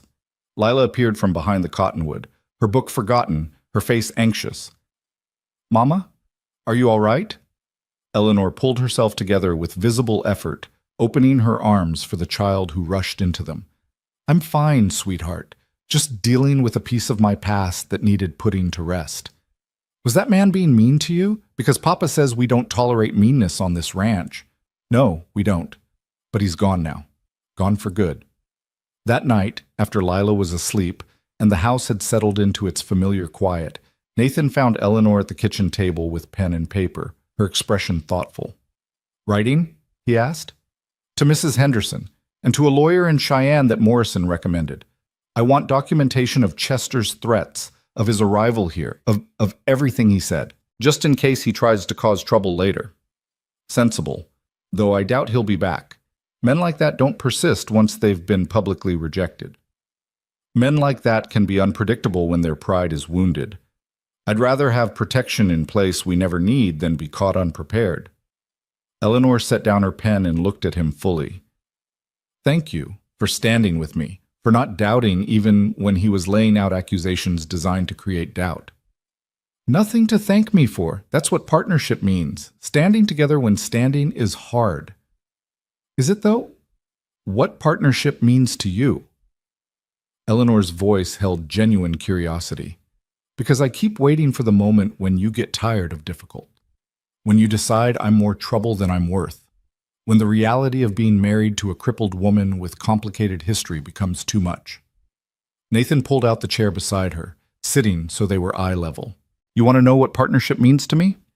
It means finding someone who argues with me about fence lines because she cares about doing things right. It means watching you fight for every inch of independence even when fighting hurts. It means seeing you face down the man who tried to cage you and choosing freedom anyway.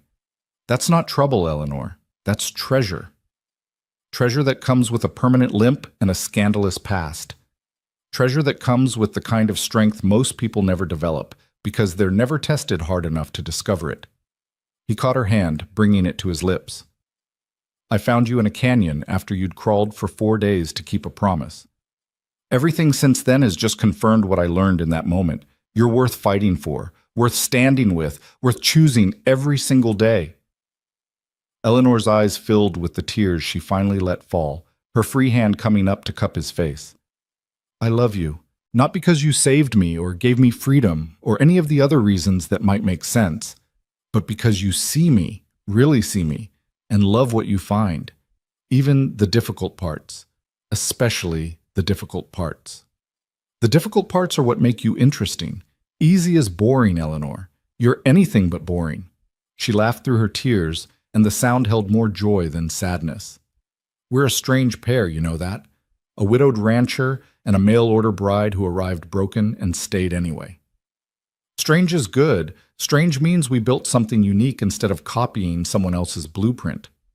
Nathan pulled her close, feeling her melt against him with the trust that still surprised him. "And for what it's worth, I'm glad you stayed. Glad you chose this life over safety. Glad you're exactly as stubborn and difficult and magnificent as you are." They sat together in the quiet kitchen, holding each other as the night deepened around them. Outside, the valley breathed with the sounds of spring, the creek's endless conversation with stone, the wind moving through new grass, the distant cry of a coyote calling its mate. The world turned on its axis, indifferent to human struggle and triumph. But in this small house, two people who'd found each other through impossible circumstances held tight to what they'd built. Not perfect, not easy, but real, and chosen, and theirs. Summer arrived in full, the ranch demanding long days of hard work. Eleanor's strength continued to improve, her limp growing less pronounced, though it would never fully disappear. She learned to ride well enough to help with light stock work, to walk distances that would have been impossible 6 months earlier, to reclaim pieces of herself that the crash had taken. Lila thrived under Eleanor's teaching, her reading advancing beyond her years, her natural curiosity finding outlet in the lessons Eleanor designed. The child had stopped asking when her real mother was coming back, stopped comparing Eleanor to Sarah. At some point between winter and spring, Eleanor had simply become Mama, and the family she'd joined had become entirely, completely hers. In July, Morrison made his final visit, examining Eleanor's legs with professional thoroughness before declaring her healed as much as she would ever be. "You've made remarkable progress," he said, genuine admiration in his voice. "Most people with injuries like yours never walk again. You've proven me wrong, Eleanor Cole." "Good," Eleanor replied. "I've been proving people wrong my whole life. Nice to add you to the list." Morrison laughed and packed his bag, refusing payment for services he claimed were offset by the satisfaction of witnessing her recovery. After he left, Eleanor stood on the porch, looking out at the valley, Nathan beside her, Lila playing with the barn cat in the yard. "I made it," Eleanor said quietly. "From that canyon to here, from broken to whole enough, from alone to—" She paused, searching for the right word. "Home," Nathan supplied. "You made it home." "Home," Eleanor agreed, testing the word. "Yes, that's exactly what this is." She'd traveled over 1,000 miles to answer an advertisement, survived a crash that should have killed her, crawled through desert heat with broken legs because she'd given her word, fought fever and infection and every reason to give up, faced winter isolation, learned to walk again, confronted the past that tried to reclaim her. And through it all, she discovered something more valuable than safety or comfort or any of the things Baltimore had offered. She discovered what it meant to be chosen for herself rather than her usefulness, to be valued for her strength rather than her compliance, to be loved not despite her difficulties but because of the courage it took to keep fighting through them. The promise that had never arrived on schedule had become something better than punctuality. It had become partnership built on honesty and tested by hardship. It had become a family forged by choice rather than obligation. It had become a life worth every impossible mile of the journey. Nathan's arm came around her waist, solid and steady. "What are you thinking?" "That I used to measure my life in obligations fulfilled and expectations met. But standing here, I realize I've stopped counting, stopped measuring, stopped trying to prove I'm enough." "Because you finally believe it?" "Because I finally found people who never doubted it, who saw me at my absolute worst and chose me anyway." Eleanor leaned into her husband's strength, watching their daughter chase the cat through grass turned gold by afternoon sun. "I was so focused on arriving on time that I missed the point entirely. It was never about punctuality. It was about being willing to crawl through hell to keep a promise, about finding someone who'd search beyond hope to honor his. We're both stubborn that way. Thank goodness for that." They stood together in the doorway of their home, surveying the land they would work and the life they would build. Not perfect, not easy, but theirs, chosen deliberately, brick by impossible brick.